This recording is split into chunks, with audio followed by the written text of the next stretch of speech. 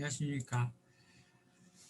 독서를 잘 하려면 첫째 책을 잘 골라야 하고, 둘째는 이해를 할 수 있어야 합니다. 세 번째는 소화를 잘 시켜야 합니다. 그래야만 몸에 이로운 영양가를 음식을 먹고 흡수하듯이 우리 잘 읽음으로써 우리의 정신을 살찌우고, 또 책을 통하여 새로운 정보를 얻어서 살이 되고 피가 되듯이 실천에 옮길 수 있게 되는 것입니다. 맨 먼저 나에게 적당한 책을 고르는 방법을, 저는 어떤 책을 고를 때 책의 표지나 제목을 가지고 고르는 것이 아니라, 내가 어떤 분야를, 그 분야의 책을 통해서 정보를 얻고 지식을 얻기 위해서 관심 있는 분야의 책을 고르게 됩니다. 그럴 때는 맨 먼저 유명한 책을 고르는 것이 아니고 전문적인 책을 고르지 않습니다. 그 분야에 내가 처음 입문하는 입장이기 때문에 가장 쉬운 책을 고릅니다. 입문서라든지 서술 이렇게 나가는 책을 고르게 됩니다. 그렇게 해서 기초 입문서를 먼저 내가 읽고, 다음으로 읽는 것은 역사서입니다. 종의 역사라든지 뭐뭐의 역사, 이런 각종 역사서를 읽게 됩니다. 그러면 그 유래라든지 그 학문 분야의 기원이라든지 이런 걸 읽을 수 있고, 또 그를 통해서 그 부분에 유명한 연구를 했던 유명한 사람들을 통하여 맥을 짚어볼 수 있게 되는 것입니다. 그리고 앞으로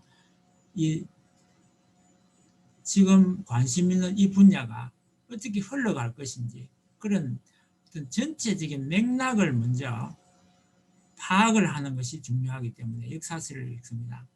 그 다음에 이제 역사서를 읽고 나서는 본격적으로 본문에 해당하는 책을 고르게 되는데, 같은 제목이나 또 같은 내용이라 하더라도 권위 있는 작가의 책을 고르게 됩니다. 그리고 무엇보다도 전문가가 집필한 책을 골라야만 제대로 된 지식을 얻을 수가 있는 것입니다. 그리고 같은 작가라 하더라도 유명한 출판사의 책을 먼저 고르게 됩니다. 유명한 출판사는 책을 잘 팔기 위해서, 권위 있는 책을 만들기 위해서 책을 만들 때 많은 노력을 하기 때문에 훨씬 읽기가 쉽습니다. 그리고 또 같은 우리나라 사람이 쓴 것이 아니라 외국 사람이 쓴 책을 읽을 때는 유명한 번역가의 책을 읽어야만 제대로 된 번역이 되고 이해하기가 쉬운 것입니다. 그리고 비슷한 분야의 책을 연달아서 읽습니다. 한 권의 책으로 만족하는 것이 아니라 이 책과 비슷한 논조, 또 이 책을 비판한 책이라든지 관련 서적들을 함께 읽어줍니다.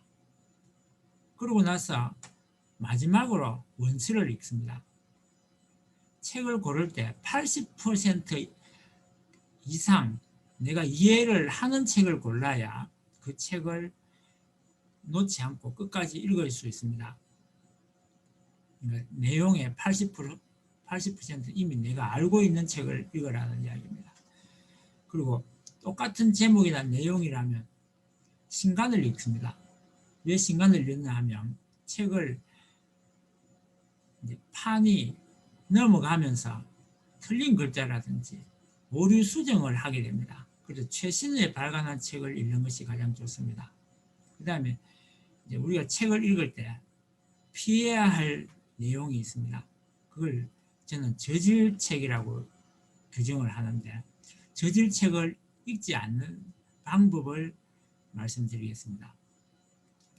짜집기 한 책, 여러 가지 그냥 여기저기 모아서 짜집기 한 책은 저질책에 속합니다. 그리고 객관성을 잃은 편협한 책을 저는 저질책이라고 합니다. 어떤 한 가지 이념에 편중된 논조의 책이라든지 또 돈을 받거나 의뢰를 받아서 써주는 책, 그 회사나 그 기업이라든지 그 단체를 광고해주기 위해서 광고비를 미리 받고 쓴 책은 저질책입니다. 과장된 광고와 같은 그런 책을 피합니다. 책을 쓸 때는 그 책을 쓰는 목적이 지식을 얻거나 진리를 깨닫고 정보를 제공하는 데 두는 것이 아니라 어떤 단체나 어떤 이념이나 어떤 집단의 광고를 위해서 선전을 하기 위해서 만든 책은 저질책입니다. 그리고 무역지나 한류 드라마나 서부 영화처럼 똑같은 내용을 주인공만 바꿔서 반복하는 이런 것들의 책은 시간만 낭비하기 때문에 그것들을 보고 저는 저질책이라고 하고 되도록이면 악수로서 읽지 않는 것이 좋습니다. 그 다음에 일단 책을 골랐으면 구입한 날 절반 이상을 읽어야 합니다. 책을 골랐으면 다 읽을 때까지는 책을 손에서 놓지 말아야 합니다. 밤을 새서라도 책을 다 읽어야 됩니다. 책을 읽기 전에 먼저 독후감을 쓸 준비를 하는 것이 좋습니다. 옆에다가 독후감을 쓸 수 있는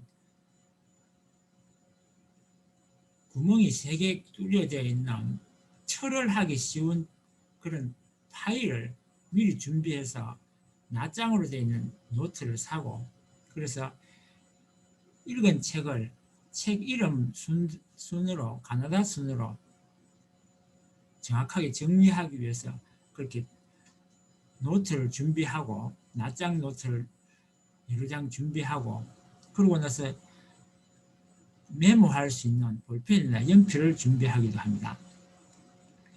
요즘은 컴퓨터를 켜놓고 내가 그 책 이름이라든지 출처 이런 것들을 적으면서 먼저 PPT를 작성하는 식으로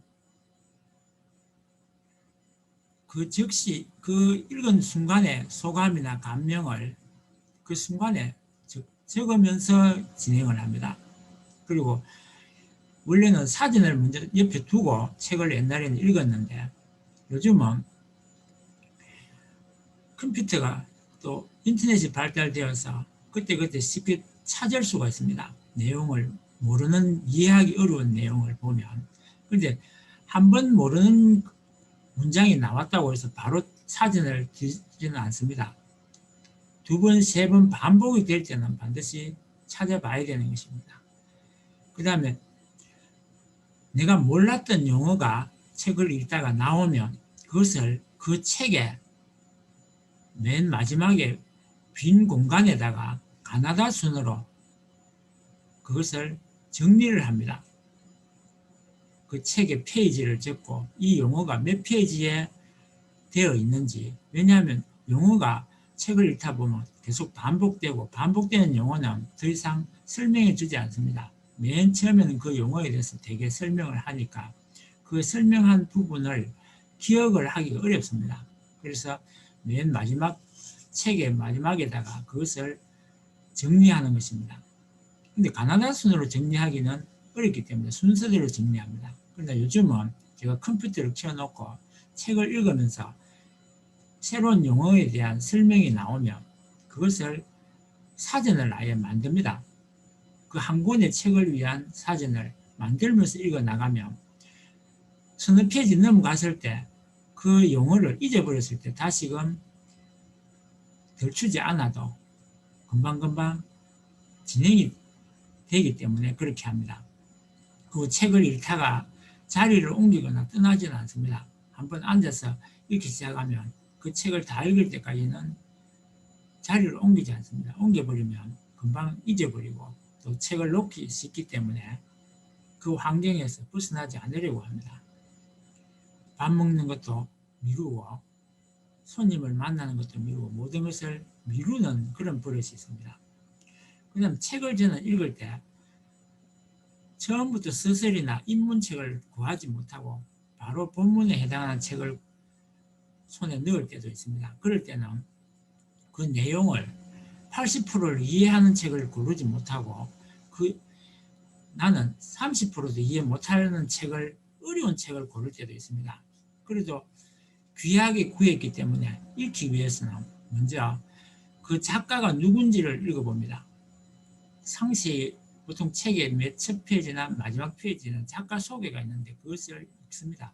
그리고 또 이 책을 소개하는 그런 권위자의 추천서 같은 걸 읽고 그리고 머리말을 먼저 읽습니다. 머리글을 읽고 또 맨 끝에 있는 후기, 책을 읽고 나서 쓰는 후기 같은 걸 먼저 읽고 또 결론을 먼저 읽습니다.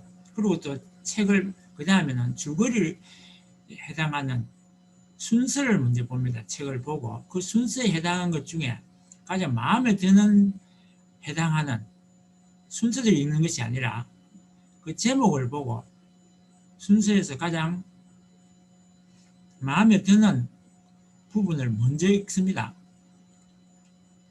그러고 나서 가장 이해하기 어려운 부분을 맨 나중에 읽습니다. 그러고 나서도 맨 나중에 내가 먼저 읽었지만 그래도 결론 부분을 다시 한번 읽어봅니다. 책을 읽을 때는 이렇게 여러 가지 방법이 있는 것입니다. 그리고 감명 깊게 읽은 부분을 반드시 요약을 하고 나와 의견이 다른 부분을 요약한 다음에 내 생각을 붙여서 서평을 쓰는 것이 좋습니다. 그럼 서평 쓰는 법을 잠깐 소개하겠습니다. 저는 S24와 같은 인터넷 서점에 가면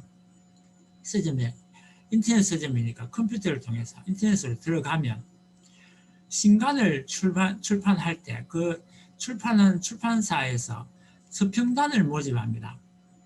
보통 서평단은 5명 이내를 모집하게 되고 그 서평단 모집을 하는 책 속에 댓글을 달면 그 중에 보통 댓글은 한 10명에서 20명 정도 댓글이 달립니다.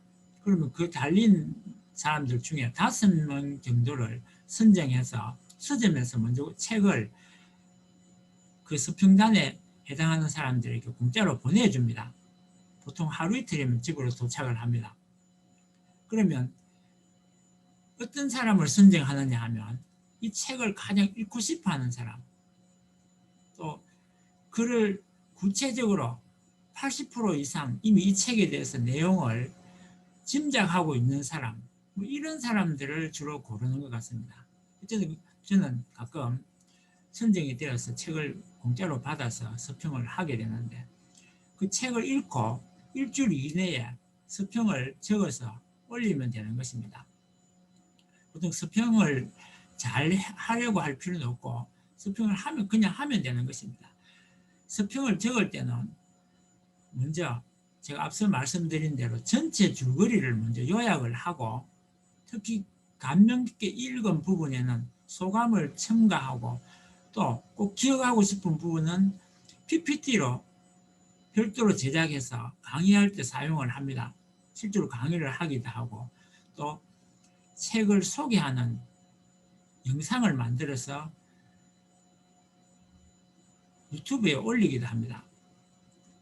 그러니까 이렇게 하는 것이 여러 가지로 책을 통해서 내가 더 많은 지식을 깊이 있게 섭취하는 하나의 방법이 된 것을 저는 이용하고 있습니다. 아까도 다시 말씀드렸다시피 구멍이 3개 뚫려 있는 낱장 형태의 노트를 준비합니다.